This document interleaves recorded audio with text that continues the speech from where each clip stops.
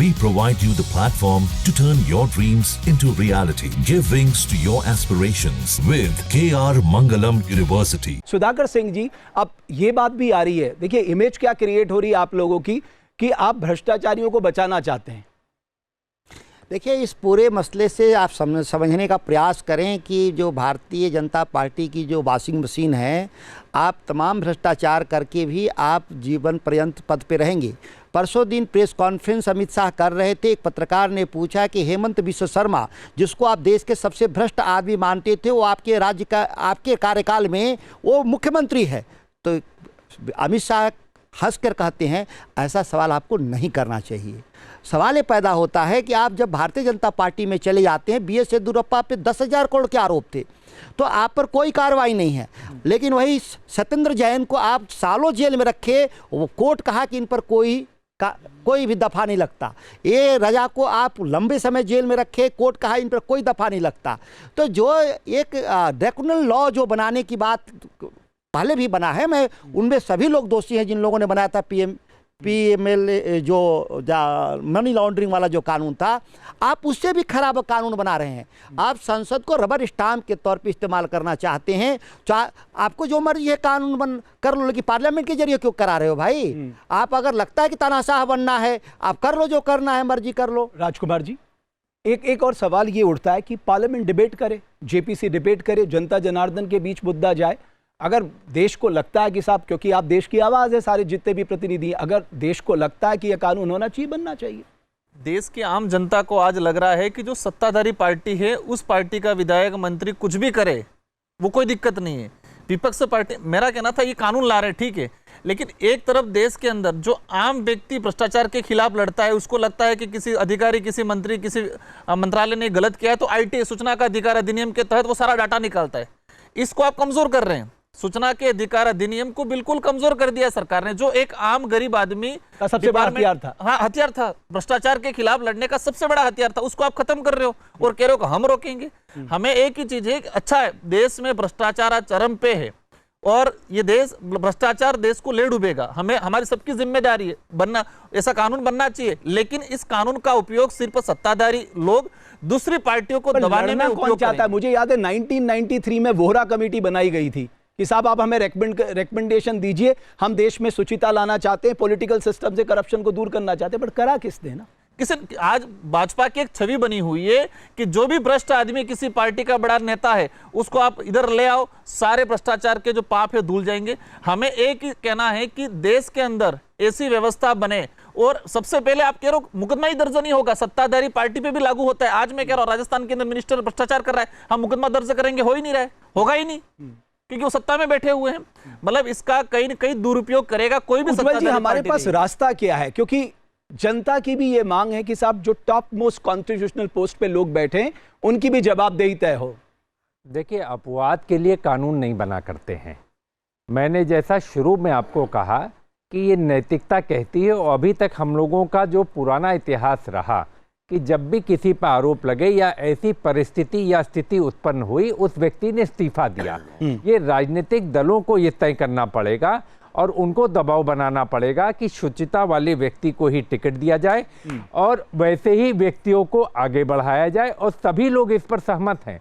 लेकिन जो लोग सत्ता में बैठे हुए लोग हैं, वो संविधान सम्मत काम नहीं कर रहे, वो विधि सम्मत काम नहीं कर रहे, और कहीं न कहीं संघीय ढांचे पर प्रहार कर रहे हैं।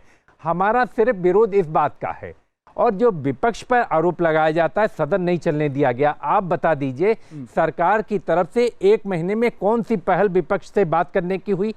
हम तो चर्चा करना चाहते थे SIR पर। भाई SIR पर चर्चा से सरकार क्यों भाग रही है? बिजनेस एडवाइजरी कमेटी में तो आप सब लोग मिलते हैं। एक चीज बतला दीजिए, SIR पर सरकार चर्चा से क्यों भाग रही है? मैं तो सिर्फ इतना कहना चाहता हूँ, चर्चा हम चाहते हैं, आप सदन स्थगित आप करते हो, उस पर आरोप हमारे ऊपर, विपक्ष को बदनाम करने का एक प्रयास सरकार लगातार करती है। आरोप ये भी लग रहे हैं कि कहीं ऐसा तो नहीं SIR के मुद्दे से ध्यान भटकाने के लिए अचानक ये बिल ले आया गया? देखिए, ये विपक्ष ने बोल रहा है SIR के बारे में चर्चा के मांग नहीं किया, वो SIR स्टॉप कीजिए। क्यों?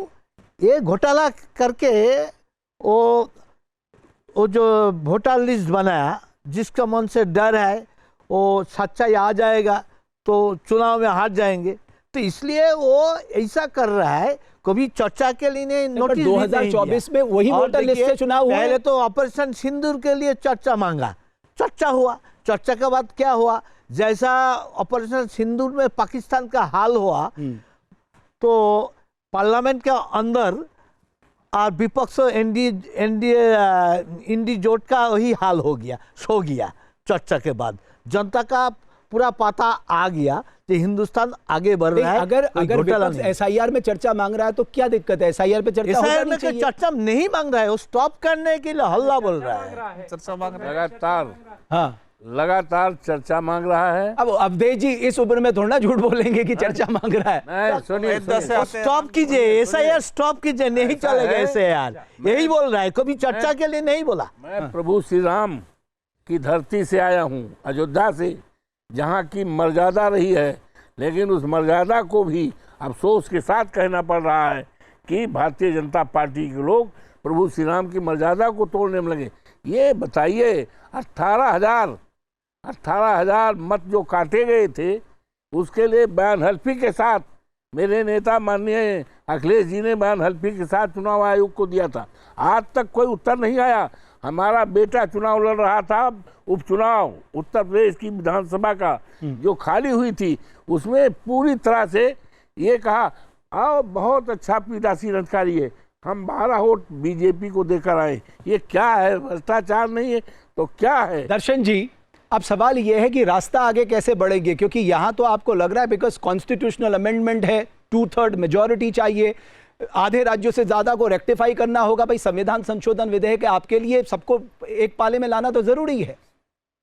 सभी एक पाले में आएंगे क्योंकि देश की जनता का मन है, और जेपीसी में चर्चा के लिए इसलिए भेजा है कि जो पक्ष के विपक्ष के सांसद मिलकर उस पर जो भी विधिवत या जो न्यायिक उनकी मांगे हैं उनको भी वो उसमें रखने का काम करें, और चर्चा गंभीरता के साथ पूरे देश के न्यूनतम लेवल तक ये चर्चा जानी चाहिए, क्योंकि इसी चर्चा से ये विपक्ष जो घबराया हुआ है, ये बार बार इल्जाम लगाते।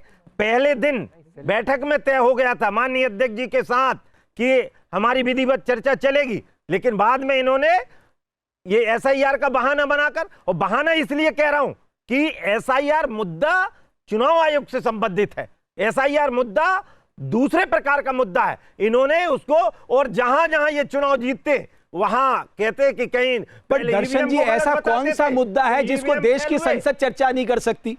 ऐसा कौन सा इस हिंदुस्तान का ऐसा कौन सा मुद्दा है जिसको देश की संसद चर्चा नहीं कर सकती? देश की संसद ही इसीलिए है खुली है, चर्चा के लिए द्वार हमेशा खुले रहे हैं, और हमने हमेशा हाथ आगे बढ़ाए हैं, और निश्चित तौर पर जो विधान के अनुसार काम होगा उस पर हमारी पार्टी, हमारी विचारधारा चलती आ रही। हम तो प्रजातंत्र को अमल करने वाले लोग हैं, प्रजातंत्र का खंडन करने वाला यदि कोई रहा है तो कांग्रेस जी और पूरी उनकी नीति सरकार रही। वो ठीक है सुधाकर जी, मुख्यतः क्या बात है कि जो मैंने शुरू में कहा कि इस पार्लियामेंट से एक मैसेज जरूर जाना चाहिए कि ये पूरी पार्लियामेंट जो है वो करप्ट लोगों के खिलाफ है। वो हाईएस्ट बॉडी जिनके पास है, जो बैठे बड़े बड़े पदों पे, उनकी जवाबदेही तय करे, लेकिन वो तभी जाएगा ना जब सब मिलके इस तरह की सोच पे सामने आएंगे। बहुत साफ कानून है कि जब भी कोर्ट के द्वारा कोई भी कन्विक्ट होगा तो उसकी सदस्यता जाएगी। राहुल गांधी जी के पर केवल चार्ज था कि उन्होंने मोदी जी की आलोचना की थी, क्रिमिनल केस नहीं था, आलोचना की थी, उसके आधार पर 2 साल की उनकी सजा हुई, मेंबर ऑफ पार्लियामेंट के तौर पर हटाए गए। हुआ कि नहीं? कहा कोई, फिर भी सुप्रीम कोर्ट बहाल कर दिया, क्योंकि वो फाइनल कोर्ट सुप्रीम कोर्ट है। सबसे बड़ी बात है कि कार्यसूची आप 30 दिन का निकाल लीजिए पार्लियामेंट का, कहाँ पर भाजपा की सरकार और स्पीकर तैयार थे एसआईआर पे चर्चा के लिए? वो तो पब्लिक डोमेन में है। लोग कह रहे हैं कि हम चर्चा के लिए तैयार है, सत्ता पक्ष तो सत्ता पक्ष चर्चा के लिए तैयार था, तो कार्यसूची में कहा वो टाइम अलॉट था। अगर टाइम अलॉट होता, अगर हम चर्चा में भागते तो देश हमको देखता कि हम भाग रहे हैं बात से। लेकिन एक चर्चा के लिए पूरी पार्लियामेंट ना चल देना, वो भी तो सरकार को बेनिफिट, देश की लोकतंत्र की बुनियाद, जिम्मेदारी देश के लोकतंत्र पार्लियामेंट की बुनियादी वयस्क मताधिकार। मैं एक चीज कहना चाहता हूँ, हार को चुनौती दे रहे हैं। अवधेश जी बोलिए। जी ऐसा है, ये लोकतंत्र का विशालतम मंदिर बिल्कुल है, हमारा लोकसभा है, दुनिया का विशालतम और देश के हमारे देवतुल्य जनता तमाम समस्याओं पर इस सदन के माध्यम से बातें जानना चाहते हैं, क्योंकि इससे बड़ा प्लेटफार्म दुनिया में कोई ऐसा प्लेटफार्म लोकतंत्र का नहीं है जिस प्लेटफार्म के द्वारा हम जनता की समस्या, बढ़ती हुई तमाम घटनाओं पर हम चर्चा करके संदेश दे सके। लेकिन अफसोस के साथ कहना पड़ रहा है 21 जुलाई से और आज तक सदन चला, लेकिन 1 मिनट भी सदन के उठाए हुए सवालों पर सरकार की तरफ से कोई न तो जवाब आया, न सरकार सदन चलाने के लिए अग्रसर रही। पूरी तरह से ये, और जो जिस मुद्दों पर विपक्ष चाहता था उस मुद्दे से ये डरे हुए थे। सत्ता सरकार में बैठे हुए लोग दबे हुए थे, डरे हुए थे। राजकुमार जी, कोई जवाब नहीं आपको इसकी टाइमिंग पे कोई शक है जो विधेयक लाया गया है? नहीं, अभी जो विधेयक लाया गया है, मतलब उसको पहले कम से कम 10-15 दिन पहले, क्योंकि आज सुबह लाया, मतलब कल लाया और उसको परसों लाया, रात को अचानक लाए। अचानक लाने का रीजन क्या रहा? मतलब ऐसी क्या जरूरत पड़ गई?